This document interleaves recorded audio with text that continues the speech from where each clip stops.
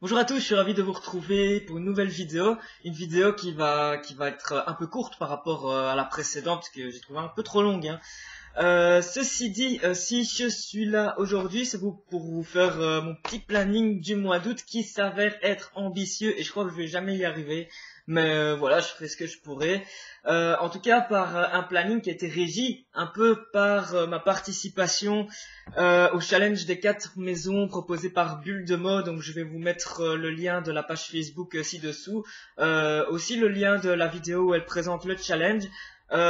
Normalement, il convient aux booktubers de faire une vidéo pour montrer leur pal qu'ils ont prévu pour ce challenge. Mais moi, je vais le garder au tout dernier moment parce que j'ai quelques astuces pour essayer de gagner. Et vu que je suis pas super fair play, je préfère le garder juste pour la fin, histoire que tout le monde ne me copie pas. Donc je serai team Sœur d'Aigle, hein, la team des intellectuels, parce qu'on pense que c'est celle-là qui va gagner, parce que les Gryffondors ils sont gentils, les Serpentards ils sont un peu fachos sur les bords, je trouve, et bon les Poufsouffles, ouais, c'est une grosse blague, quoi. Donc voilà, moi j'ai choisi, ce sera Sœur d'Aigle, un point c'est tout.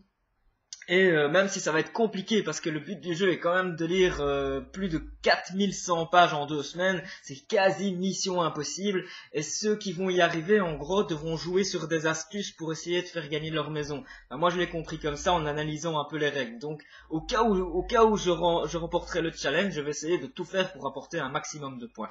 Enfin ça j'en parlerai dans une prochaine vidéo où je vais vous donner toutes les techniques et tout pour essayer de gagner ce challenge qui s'avère être à première vue impossible. Donc, qu'est-ce que j'ai choisi de lire pour ce mois d'août? Je vais d'abord parler de mes lectures pour l'instant. Il s'agit de Swaplandia. Ça fait quelques semaines que je suis dessus, mais vu que j'ai fait le French Readathon, j'ai dû le mettre en pause un peu. Donc là, je l'ai repris et il me reste quasi plus rien, donc il faut absolument que je termine ce soir. Je vous parlerai plus tard de cette lecture lors d'un update, hein, mais... voilà, c'est un peu une lecture en demi-teinte. C'est à la fois très joli, il y a des passages très addictifs et d'autres qui sont super longs et un peu lourds. Donc voilà, c'est un peu une lecture comme ça, quoi. C'est un peu compliqué, mais c'est vraiment un truc que je conseillerais quand même parce qu'il est vraiment bien dans l'ensemble. Mais bon, parfois j'ai un peu de mal. Mais je vous en dirai beaucoup plus dans une prochaine vidéo, dans un prochain update en fait. Ensuite, j'avais aussi commencé celui-ci, par contre là j'étais pas arrivé bien loin, Le Feu de la Sorcière, je l'avais déjà lu, j'avais complètement oublié, donc je l'ai repris.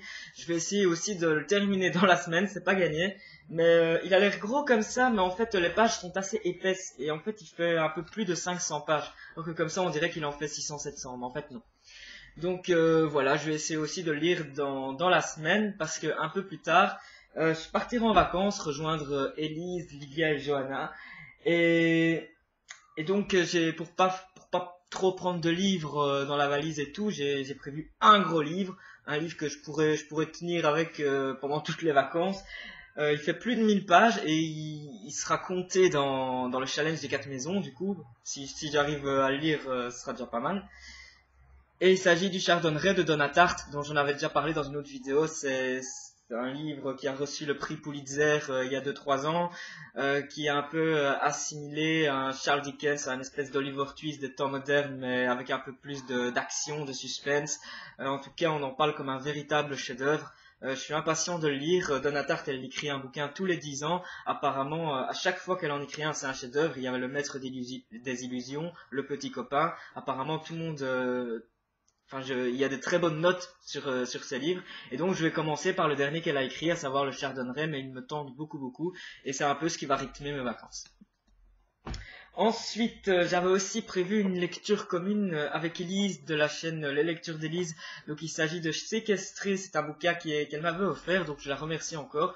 Cependant, je suis pas sûr d'avoir le temps de le caser, faudra qu'on se parle pour savoir un peu quand on va le caser. En plus, Séquestré, c'est un peu un thriller de séquestration. Forcément, mais en gros, qui dit séquestration dit un peu plus thriller horreur. Qui dit thriller horreur dit un peu plus Halloween, dit un peu plus octobre. Donc je sais pas, moi je le repousserais bien un petit peu. Je sais pas si je le sens à 100% pour cet été, mais c'est quelque chose que je devrais négocier avec Elise. Les négociations vont être âpres et difficiles, mais je tiendrai bon, donc on en reparlera. Ensuite, j'ai prévu une lecture commune à la fin du mois d'août, le 30 août, pour être précis. Il s'agit du tome 2 de Autre-Monde, ça c'est prévu depuis un petit temps. Donc avec Julie, avec Mélissa, et j'oublie à chaque fois les nouveaux qui viennent d'arriver, parce qu'il y a des nouveaux qui sont rejoints à la lecture commune, mais je sais plus les noms. Mais vu qu'on n'avait pas lu le 1 ensemble, bah, du coup on n'a pas trop discuté, donc je sais pas les noms. Mais voilà, je les connaîtrai mieux quand on le lira. Donc voilà, le tome 2, le tome 1 j'avais adoré, donc j'espère que le tome 2 est encore 2, oui encore 2 aussi, mais encore mieux. Surtout voilà, le tome 1 était bien mais un peu soft. Moi j'attends que ça aille un peu plus dans le lourd et voilà, je n'attends que ça de le découvrir. Et ensuite, pour continuer dans les pavés, parce qu'avec le chardonneret et le feu de la sorcière, c'est déjà pas mal. Là, il s'agit d'un double pavé. Il s'agit des deux Ça de Stephen King.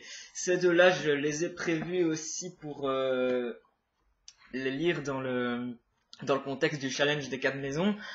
Et le truc, c'est que en fait, je les ai déjà lus et je sais que la première fois que je les ai lus, j'avais littéralement adoré et je les avais dévorés, je les avais lus très très très vite. Donc c'est très stratégique de ma part de les prendre pour le challenge des 4 maisons parce que je sais que autant c'est gros, autant ça se lit vite. Autant j'ai adoré l'histoire, autant c'est très été en plus. Parce que je pense que la plupart de l'histoire se passe, je sais pas, je dirais été ou fin de l'été, limite début automne, mais voilà, il y a un peu une ambiance été indien dans ces livres. Et voilà, en plus avec la sortie de la série Stranger Things, je sais pas si je le prononce correctement, mais c'est une série que je viens de commencer, une série télé qui vient de commencer, j'ai adoré. En tout cas, c'est un peu dans l'ambiance les Goonies, dans l'ambiance ça, donc dans l'ambiance un peu années 80 où ce sont des gosses qui vont faire une quête et tout, et en plus ces gosses-là en général ce sont pas des gosses avec plein de qualités, et tout le monde a un défaut et c'est un peu le truc dans les ça de Stephen King. D'ailleurs, les gosses se font appeler le club des ratés, donc il y a un bègue, il y en a un qui a de l'asthme, ils ont tous des problèmes et voilà, ils font un club ensemble et ils vont devoir affronter le fameux ça. Le ça, c'est ce qui va terrifier tous les enfants de la ville dans les rêves. Il y a des rêves, des cauchemars, des hallucinations et tout, et donc ils doivent affronter le ça. Et voilà, c'est une très très bonne lecture d'été. Je m'en souviens plus trop, heureusement. Mais en tout cas, j'ai gardé un super bon souvenir de ces livres et c'est pour moi un de mes préférés de Stephen King. Donc voilà, je vais terminer là-dessus pour faire court. Donc voilà, quand vous voyez la pile, c'est quand même pas mal quoi. Et pour le mois d'août, je suis pas sûr d'arriver à grand chose, mais en tout cas, je vous tiendrai au courant. D'ici là, je vous souhaite un bon mois d'août à tout le monde. On se retrouve tout bientôt pour une autre vidéo, hein. Sûrement encore un update parce que j'ai encore des livres dont je dois vous parler. Et voilà, bel été à tous. Passez de bonnes vacances aussi si vous êtes en vacances. N'hésitez pas à bronzer, à boire des cocktails, à faire ce que vous voulez. Ciao, ciao, à la prochaine.